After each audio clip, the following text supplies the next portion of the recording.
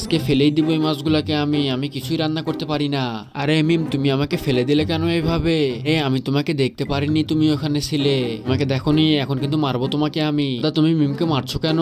না, আমি মিমকে মারিনি, আমি তো এখানে ঝাড়ু দিচ্ছি। এই দেখো, চলো মিম আমরা যাই এখান থেকে। এখন এই ময়লাগুলো ফেলি। আরে এখানে এতগুলো হাঁসকে ফেলে রেখে গেল, দেখি তো কেমন। বাহ, ভালোই তো আছে। বাসায় নিয়ে গিয়ে ভালোভাবে রান্না করা হবে। রান্না করার আগে হাঁসগুলোকে ভালোভাবে ধুয়ে নিতে হবে। এখন এই হাঁসগুলোকে ভালোভাবে কেটে নিতে হবে। একদম ছোট ছোট পিস করে কেটে নিব আমি আগে। এখন কয়েকটা আদা কেটে নিয়ে একদম রান্না করব। রান্না করা দেখার আগে বন্ধুরা, তোমরা যদি তোমার মাকে ভালোবেসে থাকো, ভিডিওতে লাইক করে চ্যানেলটিকে সাবস্ক্রাইব করে কমেন্টে বলে যাবে তুমি কোন ক্লাসে পড়ো। এখন রান্না করার জন্য আগে তেল দিয়ে দিব।